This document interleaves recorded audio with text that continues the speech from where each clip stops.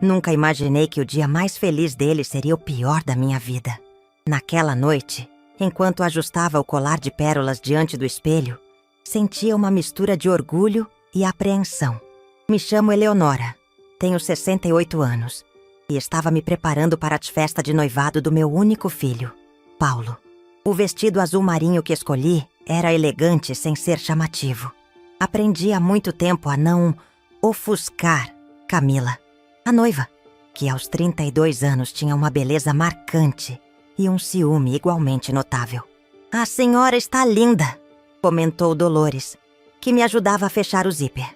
Após mais de 20 anos trabalhando em minha casa, ela era muito mais que uma funcionária. "O Dr. Paulo vai ficar orgulhoso", sorri para o espelho, querendo acreditar nisso. Nos últimos 3 anos, desde que começou a namorar Camila, Paulo havia mudado. O menino carinhoso que criei depois que meu marido partiu, vítima de um aneurisma fulminante quando Paulo tinha apenas 9 anos, transformou-se num homem distante, sempre apressado em nossas raras visitas, sempre verificando o celular à espera de mensagens dela. "Está tudo pronto no salão?" perguntei, verificando a pequena caixa de veludo que continha o broche de diamantes, herança da minha mãe, que pretendia dar a Camila naquela noite. Um gesto de paz, um símbolo de aceitação na família. Tudo como a senhora pediu. As flores azuis e prateadas, o buffet com aquela entrada de camarão que o Dr. Paulo adora, o bolo de 3 andares da confeitaria portuguesa. Vai ser perfeito. Perfeito. Gastei boa parte das minhas economias nesta festa. Paulo, mesmo sendo médico bem-sucedido, não ofereceu ajuda financeira. "Você insistiu tanto, mãe. Então deixa isso ser seu presente", disse quando mencionei os custos. Talvez eu realmente tivesse insistido. Queria tanto me aproximar dele, compensar de alguma forma essa distância que cresceu entre nós. Cheguei ao salão 1 hora antes dos convidados, para verificar pessoalmente cada detalhe. O lugar estava esplêndido, com arranjos de hortênsias azuis nas mesas, luzes suaves, música ambiente. Uma última tentativa de agradar, de mostrar meu amor através de gestos. Os primeiros convidados começaram a chegar. Amigos de Paulo da faculdade de medicina, colegas do hospital, algumas poucas pessoas que eu conhecia. Depois, a família de Camila. Os pais elegantes, o irmão mais novo com a namorada. Notei como a mãe dela me analisava dos pés à cabeça, como se avaliasse se eu estava à altura do evento. Sorri educadamente, engolindo o desconforto. Paulo e Camila chegaram por último, como estrelas fazendo sua grande entrada. Ela deslumbrante num vestido prata justo, cabelos escuros soltos em ondas perfeitas. Ele, tão bonito no terno escuro, a imagem do pai que mal teve tempo de conhecer. Meu coração se apertou com orgulho e saudade simultaneamente. "Mãe, está tudo ótimo", ele disse rapidamente ao me abraçar. Um abraço breve, sem real conexão. Imediatamente se virou para receber os cumprimentos dos amigos, deixando-me sozinha no meio do salão. A noite avançou entre drinks, conversas e a entrada servida. Percebi que quase não falava com ninguém. As amigas de Camila me olhavam como se eu fosse uma relíquia de museu. Os amigos de Paulo estavam ocupados demais trocando histórias sobre plantões e casos clínicos. Sentei-me numa mesa lateral, observando a festa que havia criado, sentindo-me estranhamente deslocada. Quando chegou o momento dos brindes, o pai de Camila falou primeiro. Um discurso eloquente sobre o futuro brilhante do jovem casal. Médicos talentosos, uma vida promissora pela frente. Depois, o padrinho de Paulo levantou histórias engraçadas da época da faculdade. Todos riram, brindaram, aplaudiram. Tomei coragem e peguei o microfone. Era minha vez, pensei. Minha chance de expressar meu amor pelo meu filho. De oficialmente dar as boas-vindas a Camila em nossa pequena família. "Boa noite a todos", comecei, a voz ligeiramente trêmula.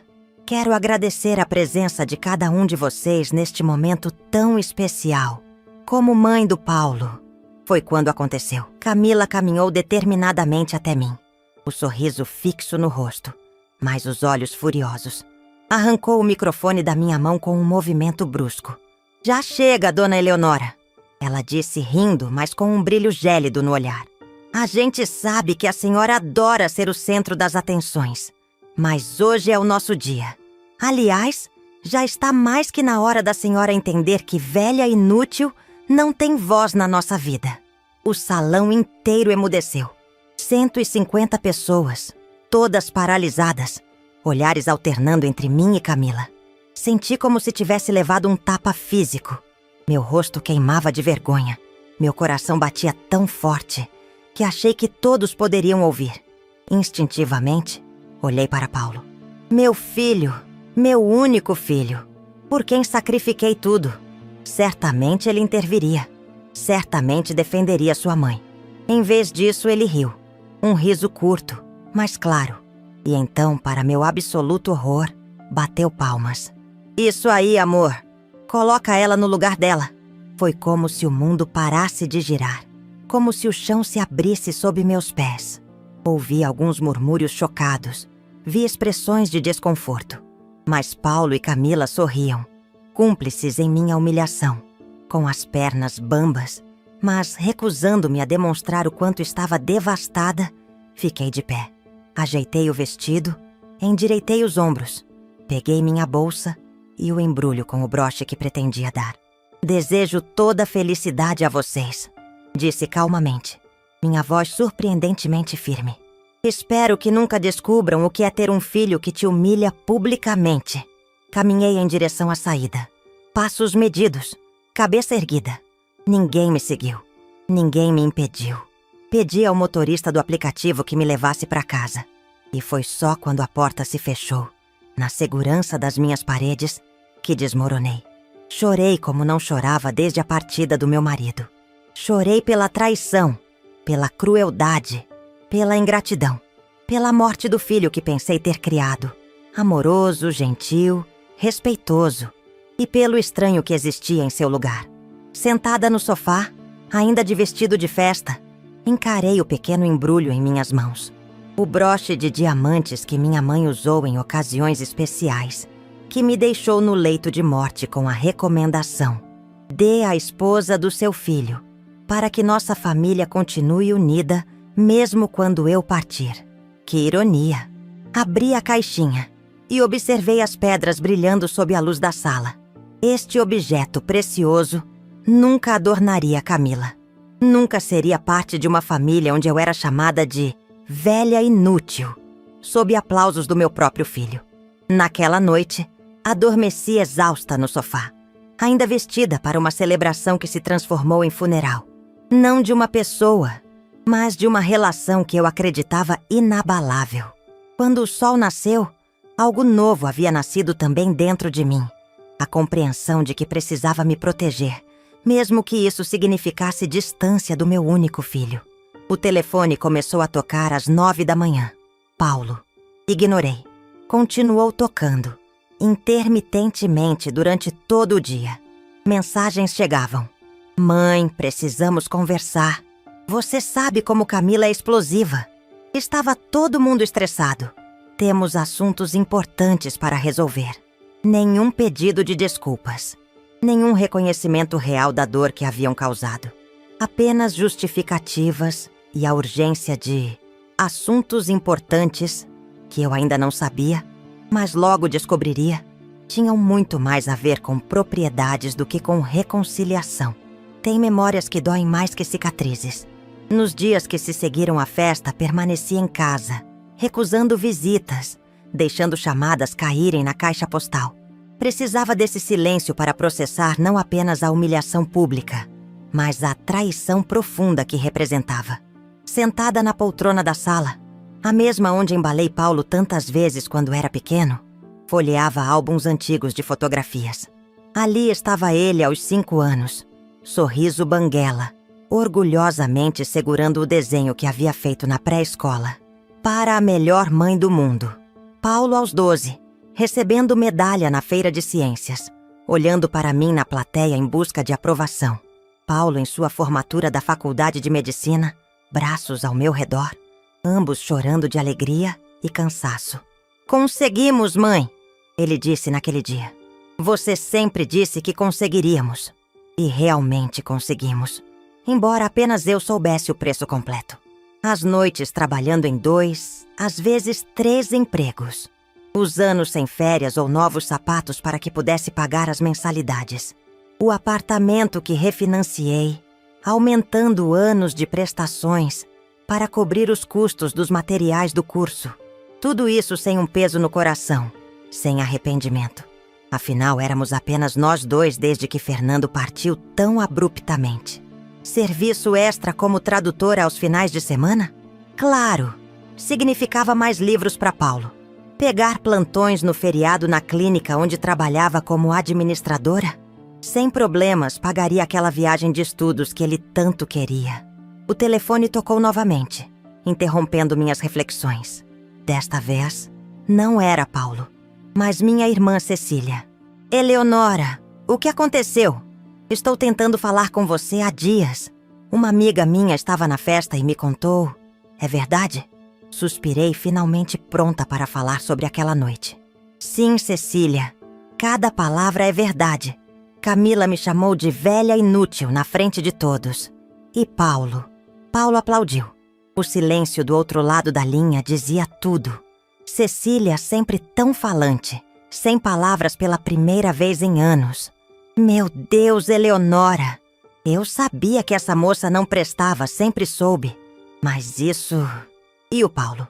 Como ele pôde? É o que tenho me perguntado sem parar. Em que momento meu filho se transformou nesse homem que não reconheço? Você já falou com ele desde então? Não. Ele tem ligado, mandado mensagens. Mas não estou pronta para ouvir desculpas vazias. Cecília hesitou, como se ponderasse se deveria continuar.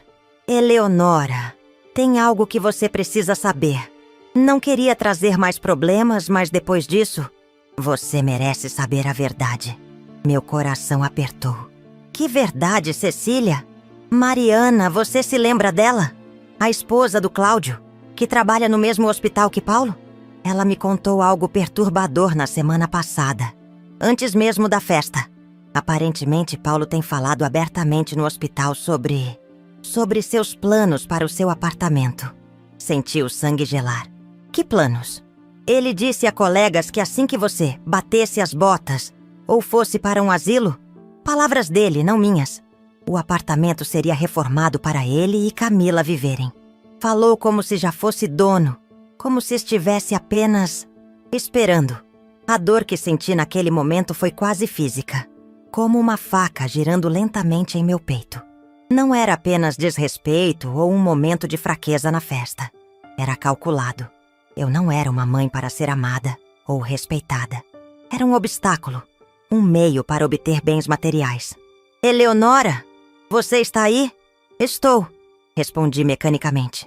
Obrigada por me contar, Cecília. Após desligar, permaneci imóvel por longos minutos. O apartamento em que estávamos, o mesmo onde Paulo cresceu, onde guardávamos tantas memórias, de repente parecia diferente. Não mais um lar, mas uma propriedade cobiçada. Suas paredes, que testemunharam tantos momentos de amor e sacrifício, agora observavam minha dolorosa revelação. Caminhei lentamente até o quarto que foi de Paulo, mantido praticamente intacto desde que saiu para morar sozinho há 7 anos. Seus troféus escolares ainda na estante, alguns livros de medicina dos primeiros anos de faculdade, a colcha azul que ele sempre preferiu, um santuário para um filho que aparentemente só aguardava meu fim para tomar posse do que considerava seu por direito. Meu celular vibrou. Nova mensagem de Paulo. Mãe, precisamos resolver aquela questão do apartamento. Tenho uma proposta importante para você. Me liga. A questão do apartamento. Então era isso o assunto importante que ele mencionava nas mensagens anteriores. Não era preocupação comigo, não era arrependimento pela humilhação. Era a pressa em garantir seu investimento. Sentei-me na beirada da cama dele, subitamente exausta. Lembrei-me de uma conversa recente, cerca de 2 meses antes, quando Paulo sugeriu casualmente que eu considerasse vender o apartamento e comprar algo menor, mais adequado. Este lugar é grande demais para você sozinha, mãe. Deve dar trabalho para manter. E o dinheiro da venda poderia garantir uma aposentadoria mais confortável. Na época, né? Acreditei que fosse genuína preocupação. Agora via claramente. Era o início da manobra para me convencer a abrir mão do imóvel. Provavelmente esperava que eu vendesse por um valor abaixo do mercado, diretamente para ele. Ou pior, que simplesmente transferisse a propriedade como adiantamento de herança. Enquanto essas realizações dolorosas se consolidavam, o telefone fixo tocou. Atendi sem pensar. Dona Eleonora? Era a voz de Dolores. Só estou ligando para saber se a senhora está bem. Fiquei preocupada. Hoje é terça, dia da limpeza, mas se a senhora preferir, posso vir outro dia. A preocupação genuína em sua voz trouxe lágrimas aos meus olhos. Pode vir, Dolores. Na verdade, preciso mesmo de companhia hoje. Quando ela chegou, 1 hora depois, encontrou-me ainda sentada entre as fotografias espalhadas. Uma olhada em meu rosto e ela soube. Algo estava profundamente errado. Diferente de qualquer outra pessoa, Dolores conhecia minha história completa. Estava conosco desde que Paulo tinha 10 anos, poucos meses após a partida de Fernando. Viu as lutas, os sacrifícios, as noites de trabalho até tarde. Cuidou de Paulo quando estive doente. Preparou refeições quando eu não tinha forças para cozinhar. Foi ela quem o ajudou com os preparativos para o baile de formatura do ensino médio, quando eu estava hospitalizada com pneumonia. O que aconteceu, Dona Eleonora? Perguntou, sentando-se ao meu lado. E então contei tudo. A humilhação na festa, o apoio de Paulo, a crueldade de Camila, a revelação de Cecília sobre os planos para o apartamento. Enquanto falava, observava o rosto de Dolores passar da surpresa à indignação. E, finalmente, a uma tristeza profunda. E o pior, Dolores, concluí, é que não sei mais quem é esse homem. Não reconheço meu filho nele. As pessoas mudam, Dona Eleonora. Às vezes para pior. Esse namoro, esse relacionamento com a Dona Camila, a senhora viu como ele foi mudando aos poucos. Como parou de visitar. Como começou a falar com a senhora de um jeito diferente. Ela estava certa. Os sinais estavam lá. Eu apenas escolhi ignorá-los. A maneira como Paulo checava o relógio impacientemente durante nossas refeições juntos. Como evitava me apresentar aos novos amigos. Como Camila fazia pequenos comentários depreciativos que ele fazia vista grossa. Ou pior, achava graça. O que a senhora vai fazer agora? Perguntou Dolores, enquanto recolhia as fotografias cuidadosamente. Não sei ainda. Só sei que preciso proteger o que é meu. Não apenas financeiramente, mas minha dignidade, meu amor próprio. Naquela noite, após Dolores ir embora, tomei um longo banho e refleti profundamente. Pensei não apenas em Paulo e na situação atual, mas em minha vida como um todo. Em como, após a partida de Fernando, coloquei todas as minhas energias, sonhos e esperanças em meu filho. Como fiz dele o centro absoluto da minha existência. Talvez esse tenha sido meu erro. Não o amor, não os sacrifícios em si, mas esquecer-me como pessoa independente, com valor próprio, além do papel de mãe. Talvez, sem perceber, tenha ensinado a Paulo que minha função era servir a seus interesses, que minha vida era secundária a dele. Mas agora, aos 68 anos, ainda tinha tempo de corrigir esse desequilíbrio, de estabelecer limites, de mostrar a ele, e principalmente a mim mesma, que eu era muito mais do que a mãe do Dr. Paulo. Deitada na cama aquela noite, tomei uma decisão que mudaria tudo. Se ele me via como um meio para adquirir bens, se nossa relação se resumia ao que poderia extrair materialmente de mim, eu redefiniria completamente os termos desse relacionamento. Não por vingança, mas por justiça. Amanhã mesmo procuraria Dr. Renato, meu advogado de longa data, e repensaria completamente meus planos para o futuro e para meu patrimônio. Uma estranha sensação de paz me envolveu após tomar essa decisão. Como se finalmente estivesse reassumindo o controle da minha própria vida. deixando para trás décadas de concessões ilimitadas. O caminho seria doloroso, mas necessário. Pela primeira vez desde a humilhação na festa, adormeci sem chorar. Às vezes, o silêncio é o som mais alto do mundo. Foi o que descobri na sala de espera do escritório do Dr. Renato, 2 dias depois da minha conversa com Dolores. Uma sala elegante, mas discreta, com poltronas de couro e uma secretária eficiente que mal falava acima de um sussurro. O silêncio perfeito para decisões importantes. Dona Eleonora, o Dr. Renato vai recebê-la agora, anunciou a secretária finalmente. O advogado, um homem na casa dos 60 anos que cuidava de meus assuntos legais desde o falecimento de Fernando, levantou-se para me receber com a cordialidade de sempre. Dona Eleonora, que prazer vê-la. Confesso que fiquei surpreso com seu telefonema urgente. Está tudo bem? Não exatamente, Dr. Renato. Preciso fazer algumas mudanças significativas nos meus documentos. Hoje mesmo, se possível. O olhar experiente do advogado captou a determinação nos meus olhos. Sem mais perguntas, indicou a cadeira à sua frente e sentou-se, preparando um bloco de anotações. Estou à sua disposição. Do que se trata? Por quase 1 hora, expliquei detalhadamente o que havia acontecido. A humilhação pública na festa de noivado, as revelações sobre os planos de Paulo para o apartamento, a percepção dolorosa de que meu filho via-me apenas como um obstáculo entre ele e meu patrimônio. Entendo, disse Dr. Renato após ouvir atentamente. E quais mudanças a senhora gostaria de fazer? Quero reescrever meu testamento, mas mais que isso, quero transferir alguns bens ainda em vida. Detalhei meu plano. Transferir o apartamento onde vivia para Dolores, que após mais de 20 anos de serviço leal e amizade verdadeira, ainda morava de aluguel num bairro distante. Queria comprar para mim uma casa menor, mais adequada às minhas necessidades atuais. E queria mudar o beneficiário da minha apólice de seguro e dos investimentos que mantinha. A senhora tem certeza disso? São mudanças bastante significativas. Seu filho provavelmente contestará. Tenho absoluta certeza. Paulo não precisa do meu dinheiro. É um médico bem-sucedido, com carreira estabelecida. Dolores, por outro lado, está envelhecendo sem ter um teto próprio, depois de dedicar décadas da sua vida cuidando da minha família. Dr. Renato fez algumas anotações. Depois ergueu os olhos para mim. Do ponto de vista legal, a senhora tem todo o direito de dispor dos seus bens como desejar, desde que mantenha a parte legítima reservada ao herdeiro necessário.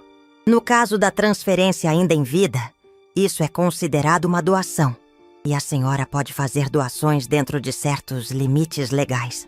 Os detalhes técnicos foram discutidos, documentos preparados, assinaturas coletadas. Dr. Renato prometeu agilizar o processo, entendendo a urgência emocional da situação. Agora, disse ele enquanto finalizávamos, a senhora está preparada para as consequências sociais e familiares dessas decisões? Seu filho provavelmente reagirá de forma bastante negativa. Respirei fundo. Estou. Paulo já mostrou quem realmente é e qual o valor que dá à nossa relação. É hora de eu mostrar quem sou eu. Saí do escritório com uma sensação estranha de leveza.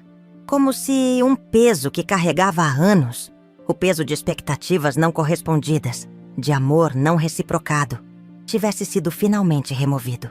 Nos dias que se seguiram, meu telefone continuou tocando insistentemente. Paulo alternava entre mensagens irritadas. Por que você não atende? Estou preocupado. E aparentemente conciliatórias. Mãe, vamos conversar como adultos. Temos coisas importantes para resolver. Enquanto os trâmites legais avançavam, comecei a procurar uma nova casa para mim. Algo aconchegante, térreo, com um pequeno jardim onde poderia cultivar minhas rosas. Um espaço que fosse verdadeiramente meu, sem memórias dolorosas ou expectativas frustradas. 1 semana depois, convoquei Dolores para uma conversa. Ela chegou pontualmente, como sempre, preocupada com meu tom formal ao telefone. A senhora está doente, dona Eleonora? Foi sua primeira pergunta. os olhos escuros examinando meu rosto em busca de sinais de enfermidade. Não, Dolores. Estou melhor do que estive em muito tempo, na verdade. Indiquei que se sentasse à mesa da cozinha, onde havia preparado um café. Tenho algo importante para te contar. Com cuidado. Expliquei o que havia feito. A transferência do apartamento para o nome dela. O processo já em andamento. A escritura que em breve estaria em suas mãos. O choque no rosto de Dolores era evidente. Primeiro incredulidade, depois confusão e finalmente lágrimas silenciosas escorrendo pelo rosto enrugado. Mas por que, Dona Eleonora? A senhora não pode. Isto é muito... Eu não mereço. Peguei suas mãos calejadas entre as minhas. Mãos que embalaram meu filho quando estava doente, que prepararam incontáveis refeições para nossa família, que secaram minhas lágrimas quando a solidão pesava demais. Você merece isso e muito mais, Dolores. Quem esteve comigo nos momentos mais difíceis? Quem cuidou de Paulo quando eu tinha que trabalhar noite adentro? Quem me apoiou quando todos os outros desapareceram? Foi você. Sempre você. Mas e o doutor? Paulo? Ele vai aceitar isso? Paulo fez sua escolha quando permitiu que me humilhassem publicamente. Quando aplaudiu enquanto sua noiva me chamava de velha inútil. Quando planejou tomar meu apartamento como se fosse um direito dele, não uma dádiva minha. Dolores enxugou as lágrimas, balançando a cabeça em descrença. Nunca imaginei, depois de tudo que a senhora fez por ele. É justamente por isso que estou fazendo isso, Dolores. Por tudo que fiz por ele. Porque mereço respeito. Porque você merece reconhecimento. E porque algumas lições só são aprendidas através de consequências reais. Nos dias seguintes, Dolores e eu visitamos algumas casas à venda. Encontrei uma pequena residência num condomínio tranquilo, muito mais adequada para mim. Com o dinheiro da venda do carro que raramente usava, mais algumas economias, conseguiria comprá-la sem problemas. Uma nova fase estava começando. Quando os rumores sobre a transferência do apartamento começaram a circular, inevitáveis em nosso círculo social, as primeiras reações não demoraram a chegar. Minha irmã Cecília telefonou imediatamente. Eleonora, é verdade? Você realmente está dando seu apartamento para Dolores? Paulo está furioso. Ele ligou para mim exigindo que eu te fizesse entrar em razão. É verdade, Cecília. E Paulo não tem o direito de estar furioso. Aquele apartamento é meu, comprado com o meu trabalho. E posso dispor dele como bem entender. Mas é o seu único patrimônio significativo. Onde você vai morar? Estou comprando uma casa menor, mais adequada para mim.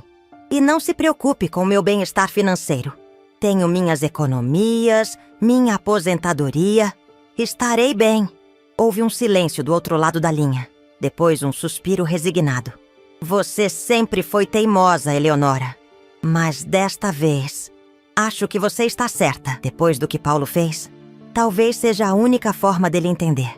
Aquela noite, recostada na poltrona da sala, observando as caixas já parcialmente preparadas para a mudança, senti uma estranha mistura de tristeza e libertação.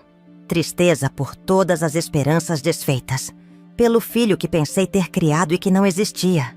Libertação por finalmente agir de acordo com o meu próprio valor, por estabelecer limites que deveriam ter sido estabelecidos há muito tempo. O telefone tocou novamente. Paulo. Desta vez, atendi.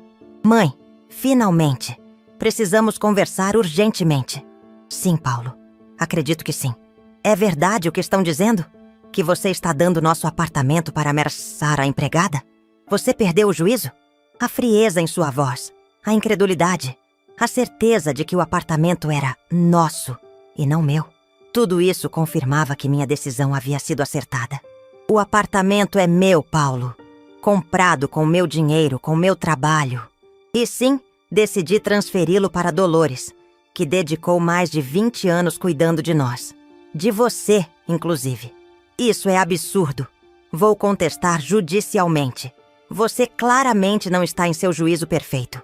Primeiro sai da festa como uma dramática. Depois desaparece por dias. E agora isso. Você está tentando me punir, é isso? Sua voz elevava-se a cada palavra, raiva mal disfarçada, permeando cada sílaba. O filho que um dia amei além de qualquer medida, agora soava como um estranho. Um homem egoísta consumido pela ambição material. Não estou punindo você, Paulo. Estou apenas garantindo que meu patrimônio vá para quem realmente o merece. Para quem demonstrou lealdade, respeito e amor verdadeiro. Você tem seu consultório, sua carreira, seus próprios recursos. Dolores só tem seu trabalho árduo e um futuro incerto. Você vai se arrepender disso, ele ameaçou. A voz agora perigosamente baixa. Quando precisar de ajuda, quando estiver doente, sozinha, não venha me procurar. A dor daquelas palavras foi como uma faca, mas ao mesmo tempo, confirmava exatamente o tipo de pessoa que Paulo havia se tornado. Alguém capaz de abandonar a própria mãe por questões financeiras. Entendo sua posição, Paulo, e respeito sua decisão. Adeus. Desliguei antes que ele pudesse responder. As mãos tremiam. O coração batia acelerado. Mas uma certeza se solidificava em meu peito. Estava fazendo a coisa certa. Por mais doloroso que fosse perder definitivamente meu filho, seria ainda mais doloroso continuar alimentando uma relação baseada em exploração e desrespeito. A tempestade estava apenas começando. Eu sabia. Paulo não aceitaria facilmente a perda do que considerava seu direito. Mas pela primeira vez em décadas, eu estava pronta para enfrentar o temporal em meus próprios termos. Você já se sentiu como se nem estivesse lá, mesmo estando bem no meio da festa? Por décadas, essa foi minha experiência na minha própria vida. Presente, mas invisível. Necessária, mas descartável. Útil apenas pelo que poderia proporcionar, não pelo que realmente sou. A campainha tocou às 7h42 da manhã, 3 dias após minha conversa telefônica com Paulo. Eu já estava acordada, preparando um café na cozinha, tentando manter a normalidade apesar da tempestade emocional que vivia. Sabia que ele viria. Era apenas questão de tempo. Abri a porta e lá estava ele. Meu filho, o menino que um dia embalei em meus braços. Agora um homem de 35 anos com olhos cheios de fúria. Sem cumprimentos, sem abraço. Apenas a raiva crua estampada em cada linha de seu rosto. Podemos conversar? A pergunta soava mais como uma exigência. Entre, Paulo. Respondi calmamente, indicando a sala. Ele entrou como um furacão, mal esperando que eu fechasse a porta. O que você pensa que está fazendo, mãe? Perdeu completamente o juízo? Dar nosso apartamento para a empregada? A palavra nosso, novamente. Como se o apartamento que eu paguei, sozinha, fosse uma propriedade compartilhada. Como se ele tivesse direitos automáticos sobre algo que nunca ajudou a conquistar. O apartamento é meu, Paulo. Sempre foi. E Dolores não é a empregada. É a pessoa que ajudou a criar você, que cuidou de nós por mais de 20 anos. Isso é ridículo. Ela é funcionária. Paga para fazer seu trabalho. Você realmente prefere beneficiar uma estranha em vez do seu próprio filho? Estranha? Repeti, sentindo uma calma surpreendente me envolver. Dolores estava lá quando você teve catapora aos 11 anos e eu precisava trabalhar. Ela ficou ao seu lado quando você quebrou o braço caindo da bicicleta e eu estava presa no trânsito. Ela preparou seu café da manhã antes das provas importantes. Costurou o botão da sua camisa para a sua primeira entrevista de emprego. Que tipo de estranha faz isso, Paulo? Ele desviou o olhar, momentaneamente desconcertado, mas logo recuperou a postura combativa. Você está fazendo isso para me punir pelo que aconteceu na festa, não é? Para se vingar porque Camila disse a verdade que ninguém tinha coragem de dizer. A menção à humilhação pública trouxe um rubor às minhas faces, mas mantive a compostura. Que verdade seria essa, Paulo? Que sou uma velha inútil, que não tenho voz na sua vida? Essa é realmente a verdade que você acredita? Você sabe como Camila é, impulsiva, direta. Ela estava nervosa com a festa. Você estava roubando-as de atenção. E você aplaudiu, interrompi suavemente. Bateu palmas enquanto sua noiva humilhava sua mãe publicamente. Um flash de vergonha passou por seus olhos, tão rápido que quase não percebi. Foi um momento, mãe. Todo mundo comete erros. Sim, todo mundo comete erros. E todos deveriam arcar com as consequências deles. Essa é a lição que estou aprendendo tardiamente e ensinando. Paulo começou a andar pela sala, inquieto, como um animal enjaulado. Parou diante da estante onde guardava algumas fotografias. Ele na formatura, ele em sua primeira conferência médica, ele recebendo um prêmio no hospital. Sempre fui um bom filho, disse. Mais para si mesmo que para mim.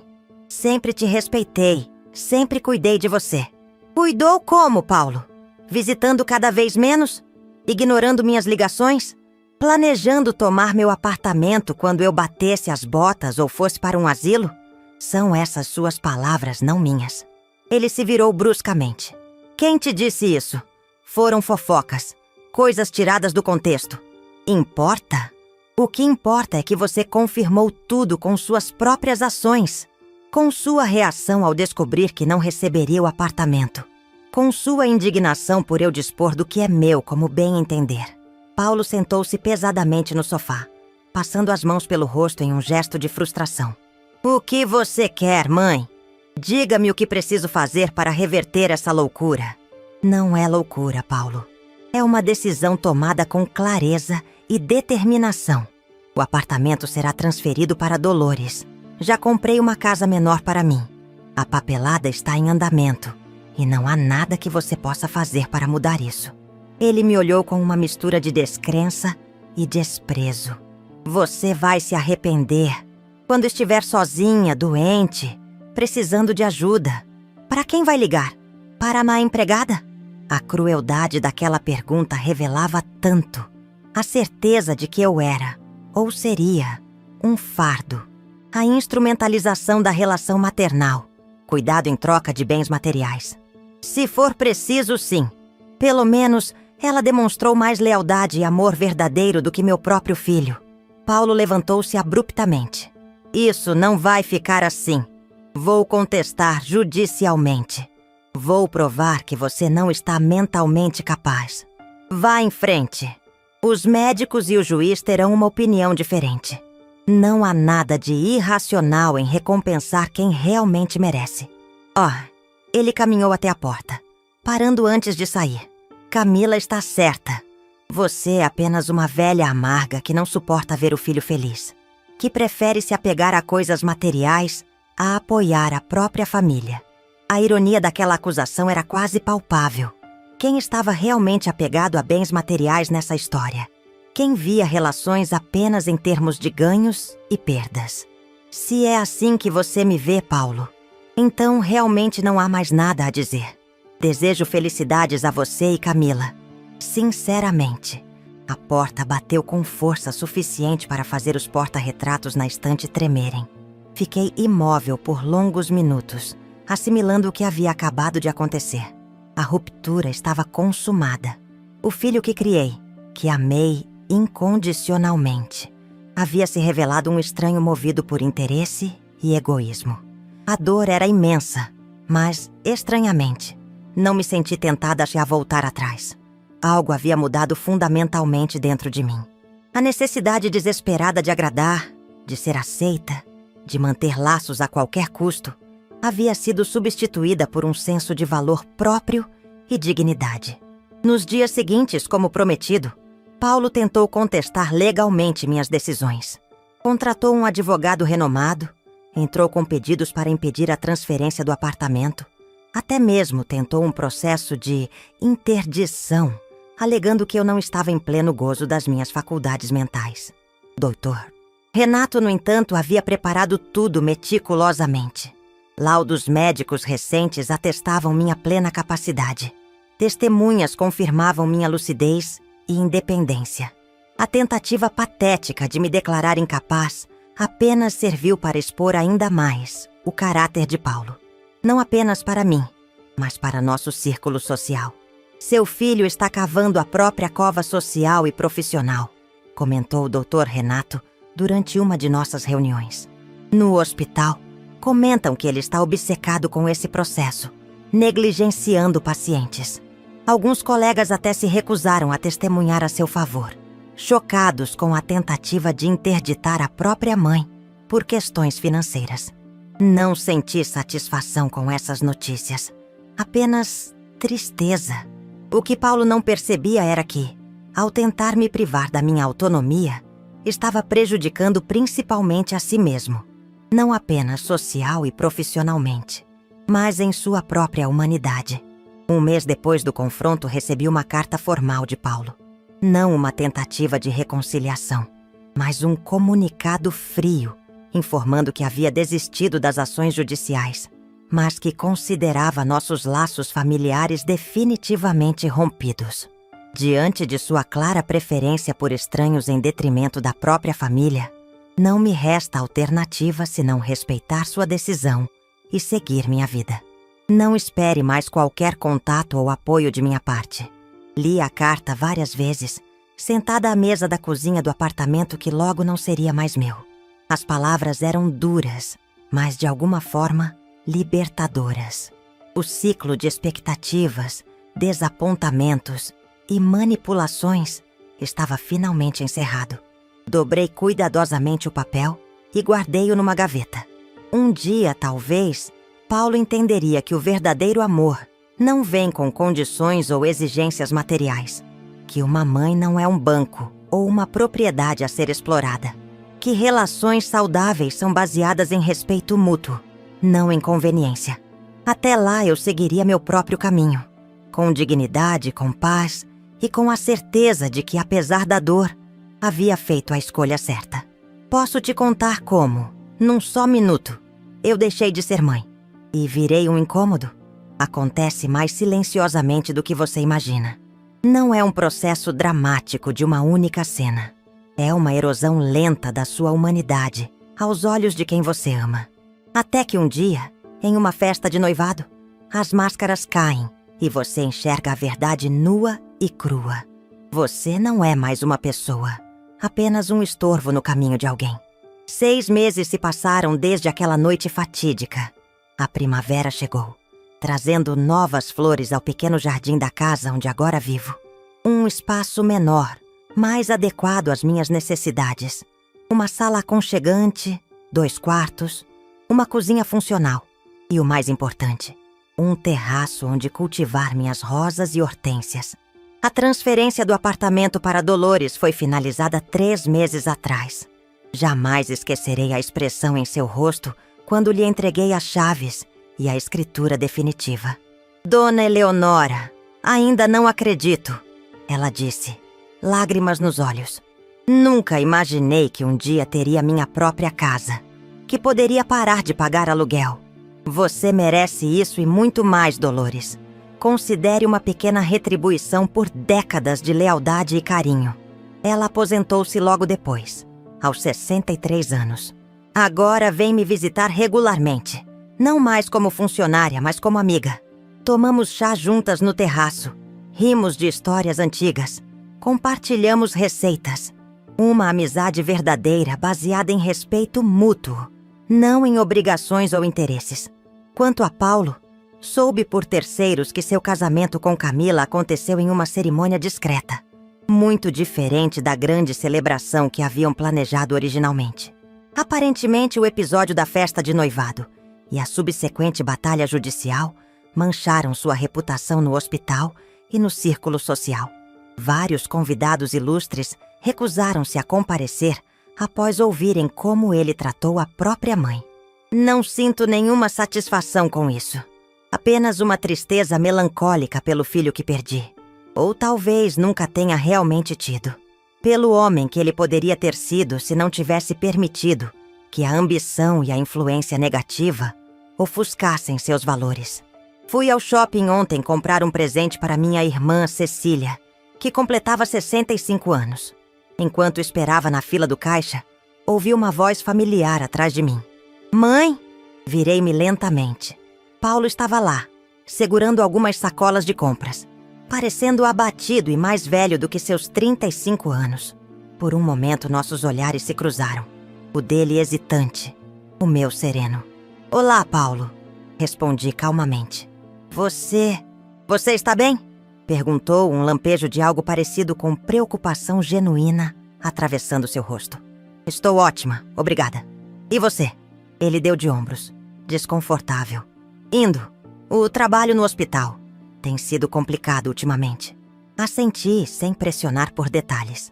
Um silêncio desajeitado se instalou entre nós. Tantas coisas não ditas, tantas feridas abertas.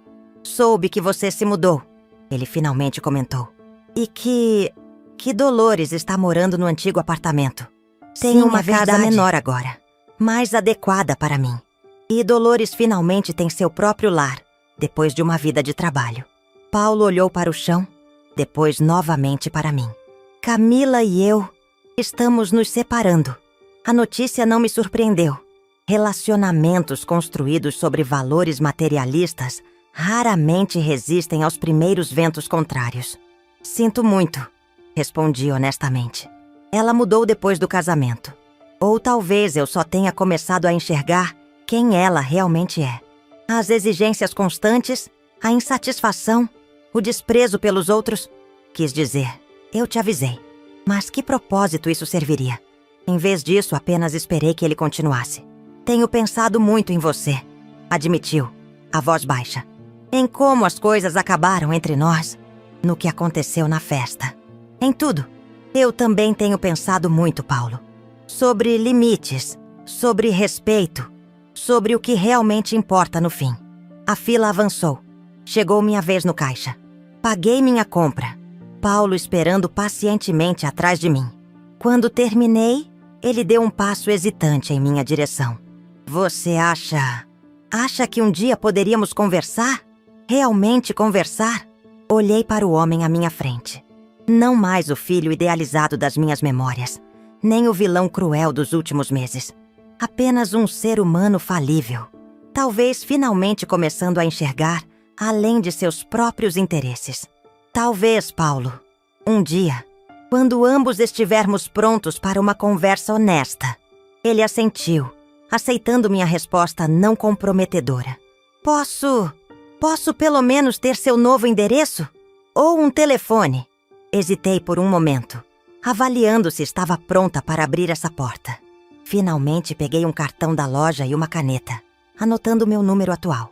É melhor ligar antes, se decidir visitar, disse entregando-lhe o cartão. Nosso encontro terminou assim, sem grandes reconciliações dramáticas, sem perdões instantâneos.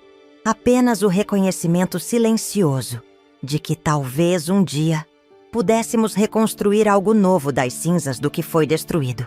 Voltei para casa refletindo sobre aquele breve encontro, sobre como me senti forte e centrada, sem a necessidade desesperada de agradar ou reconquistar o amor de Paulo. O quanto havia mudado em 6 meses. De uma mulher que aceitava humilhações em nome do amor maternal, a alguém capaz de estabelecer limites claros e viver conforme seus próprios termos. Esta noite, enquanto rego as rosas do meu pequeno jardim, percebo que a verdadeira libertação não veio da separação física do meu filho, ou da redistribuição dos bens materiais. Veio da compreensão profunda de que meu valor não depende da validação de ninguém, nem mesmo da única pessoa para quem dediquei boa parte da minha vida. Durante décadas, confundi amor com submissão, sacrifício com anulação. Pensei que ser uma boa mãe significava abdicar de tudo, inclusive da minha dignidade. Agora entendo que o amor verdadeiro, seja maternal, fraternal ou de amizade, nunca exige que você se torne pequeno para que o outro possa crescer. Se Paulo um dia retornar genuinamente à minha vida, será com base nesse entendimento. Não como um filho que espera controlar e explorar, mas como um adulto capaz de uma relação saudável e equilibrada. E se esse dia nunca chegar, também estarei em paz. As rosas do jardim balançam suavemente com a brisa da noite. Resistentes, coloridas, vivas, como eu. E neste momento, isso é mais que suficiente. É uma vitória completa.